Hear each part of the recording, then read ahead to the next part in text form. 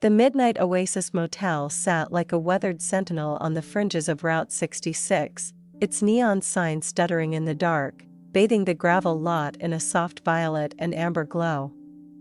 The desert air was thick with the scent of creosote and distant rain, a faint promise of something alive in the endless expanse of sand and stars. I stood in the doorway of room 9, my hands stuffed into the pockets of my leather jacket, a half-smoked cigarette dangling between my fingers. The ember glowed faintly, a small defiance against the vast night sky, where stars burned brighter than I ever remembered. Beyond the motel, the desert stretched into oblivion, interrupted only by the occasional hum of a car slicing through the darkness, its taillights fading like a memory I wasn't ready to let go. My name's Nora.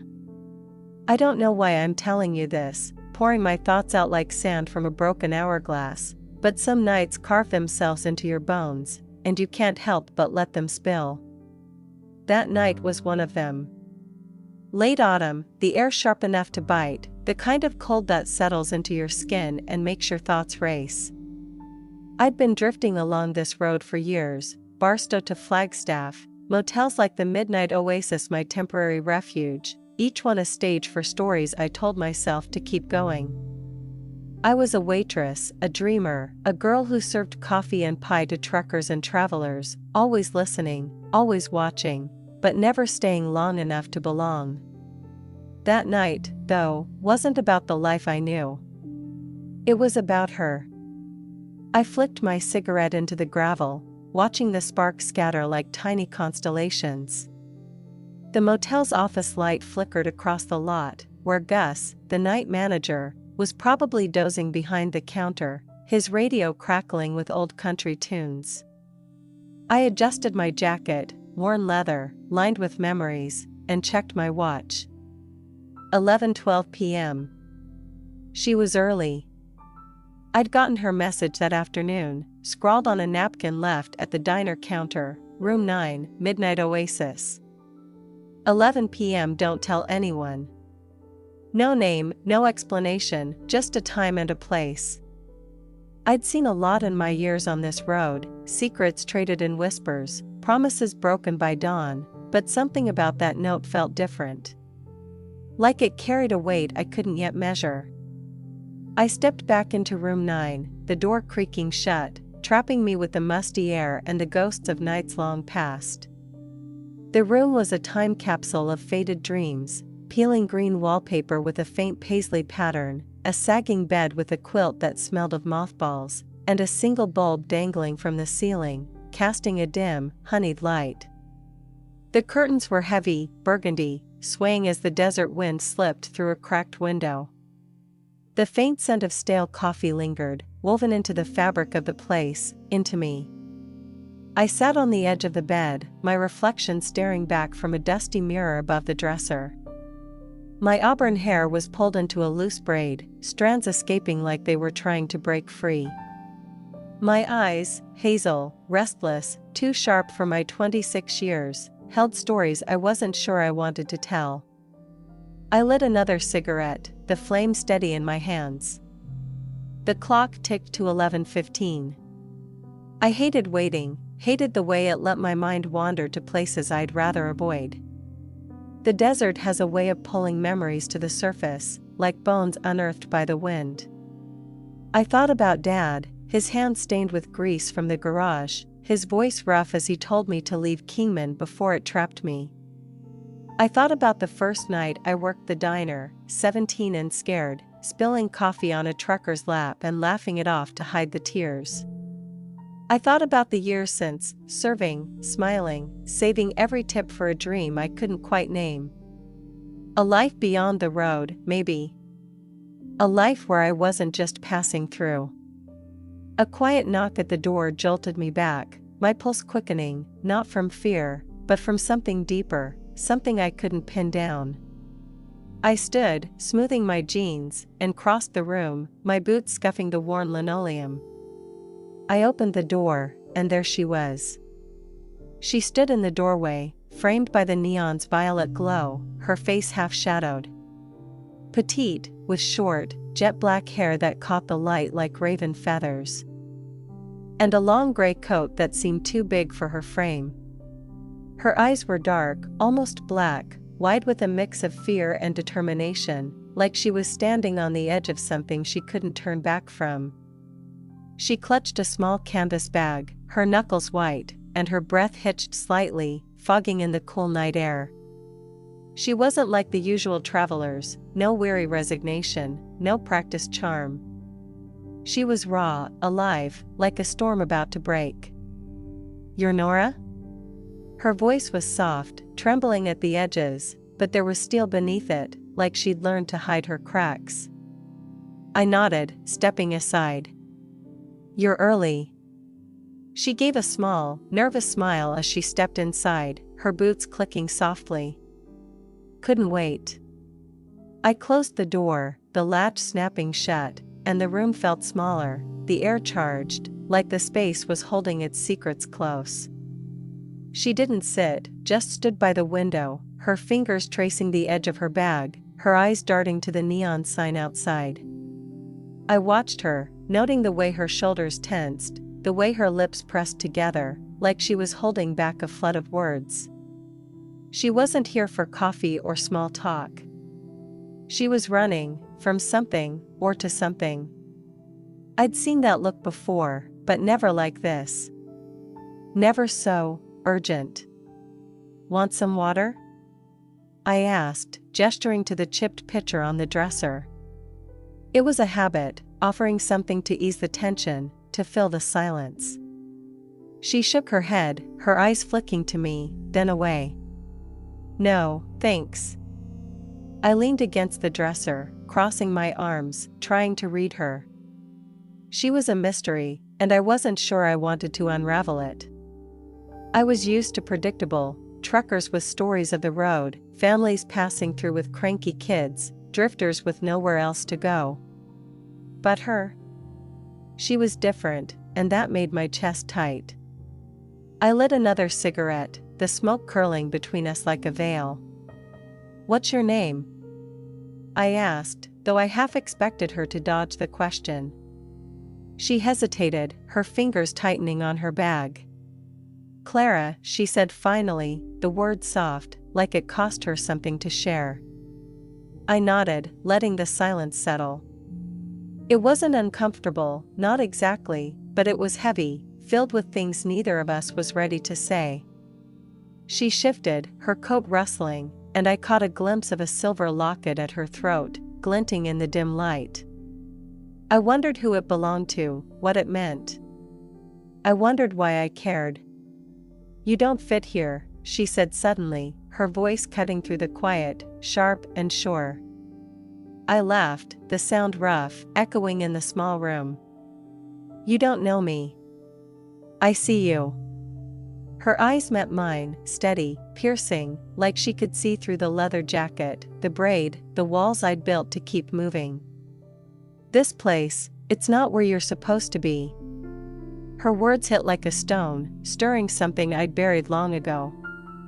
I wanted to snap back, to tell her she had no right, but there was no judgment in her voice, just truth, raw and unfiltered, like she'd seen the girl who used to sketch sunsets in a notebook, who used to dream of a life beyond diner counters and motel rooms. I looked away, my throat tight, the cigarette burning down to my fingers. "You don't know where I belong," I said, quieter than I meant. She didn't respond, just watched me, her dark eyes soft but unrelenting, like she was waiting for me to admit something to myself. I moved to the window, needing space, needing to break the intensity of her gaze. The neon sign hummed, its light painting my skin in shades of violet and amber, like a memory I couldn't shake. The desert stretched out beyond, endless and quiet, and I wondered if it would always feel like it was waiting to claim me. "Why are you here?" I asked, my voice low, barely carrying over the wind. She didn't answer right away, her fingers tracing the locket now, her expression distant. When she spoke, her words were careful, like she was stepping around broken glass. "I'm looking for someone. Someone I lost a long time ago." I turned, studying her. That's not all of it. She smiled then, faint but real, and it was like a crack in her armor, letting something warm slip through. It's enough for now. We talked for hours. About nothing and everything, about the way the stars looked brighter in the desert, about a diner in Nevada with the best milkshakes, about the songs that played on the jukebox in my diner back in Kingman. She told me about a beach in Oregon where the waves sang lullabies, about a childhood spent chasing fireflies in a town I'd never heard of. Her voice was like a melody, soft but strong, and her eyes lit up when she talked, like she was remembering who she used to be. I found myself laughing, really laughing, for the first time in months, maybe years. The night slipped away, the neon signs hum a steady pulse in the background. She didn't touch the water, didn't move from her spot by the window, but every glance, every word, felt like a connection I hadn't known I was missing. I caught myself wondering what it would be like to reach for her hand, to feel the warmth of her skin, to know her story. But I didn't ask. That wasn't how this worked. As dawn crept through the curtains, painting the room in soft grays, she stood, pulling something from her bag, a small, folded photograph, its edges worn from being handled too many times. She held it out to me, her fingers brushing mine, sending a shiver through me I couldn't explain. Her touch was light, fleeting, but it felt like a promise. "Keep this," she said, her voice low, urgent. "Don't look at it yet. Just hold on to it." I took it, my heart racing, the photograph heavy in my hand. "What is it?" She didn't answer, just looked at me, her eyes tracing my face like she was memorizing me. Then she turned and left, the door clicking shut, leaving me with the hum of the neon sign and 1,000 questions I didn't know how to ask. I stood there, clutching the photograph, my mind spinning. Who was she? Why had she come? And what was in that picture, burning in my hand like a secret I wasn't sure I could carry? The midnight oasis faded into the blur of days, but Clara lingered in my mind like the aftertaste of strong coffee. I kept the photograph in my jacket pocket, its edges softening with every shift I worked, every mile I drove. I told myself I'd forget her, that she was just another traveler passing through, but her eyes, dark, searching, haunted, followed me. I saw them in the steam rising from diner coffee, in the glint of headlights on the highway, in the quiet moments when the world felt too still. Months passed, and I kept moving, diner to diner, motel to motel, the endless stretch of Route 66 a map of my restlessness. I poured coffee, smiled at strangers, collected tips in a jar labeled dreams, but it felt different now. Hollower. Her words echoed in my head, "This place isn't where you're supposed to be," and I started to wonder if she was right. The photograph stayed unopened, a weight I carried everywhere, a reminder of a night that had changed something in me I couldn't name. It was early winter when I saw her again, at a diner called the Silver Spoon, just outside Seligman. The air was crisp, the sky heavy with the threat of snow, and the neon sign above the diner flickered like it was tired of trying. I was wiping down the counter, the smell of grease and pie crust thick in the air, when the bell above the door chimed. I looked up, and there she was, stepping into the light like she'd never left. Same gray coat, same jet black hair, same dark eyes that seemed to see too much. She didn't seem surprised to see me, like she'd known I'd be here, like the road had pulled her back to me. "Nora," she said, my name soft and steady, like it was a word she'd been holding on to. I froze, the rag still in my hand, my heart tripping over itself. "Clara." She smiled, that faint crack in her armor, and it was like the room brightened, like the neon stopped flickering for just a moment. "You kept it," she said, her eyes flicking to my jacket pocket, where the photograph sat. I nodded, setting the rag down, my hands unsteady. "Haven't looked at it." "Good." She slid into a booth, her movements careful, like she was still carrying something fragile. "Can I get a coffee?" I poured her a cup, my hands moving on autopilot, and slid it across the counter. She wrapped her fingers around it, the steam curling around her face, and I noticed new shadows under her eyes, like the road had taken something from her since that night. "Why are you here?" I asked, leaning against the counter, trying to keep my voice steady. "I told you," she said, her eyes meeting mine. "I'm looking for someone." "You found me," I said, half joking, but the words felt heavier than I meant them to. Her smile faded, and she looked down at her coffee, her fingers tracing the rim of the mug. "You're part of it, Nora. I didn't know it then, but you are."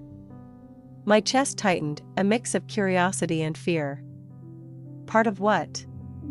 She didn't answer, just reached into her coat and pulled out another photograph, this one smaller, creased, like it had been carried across a lifetime. She slid it across the counter, her fingers brushing mine again, and that same shiver ran through me, like a spark in the dark. "Look at this one first," she said. "Then decide if you're ready for the other." I stared at the photograph, my heart pounding. "What's in it?" "Me," she said, her voice soft but heavy, like it carried the weight of years. And then she was gone, slipping out the door before I could stop her, leaving me with 2 photographs now, burning in my hands. I didn't look at the new one right away. I finished my shift, the diner emptying out, the neon sign buzzing into the night.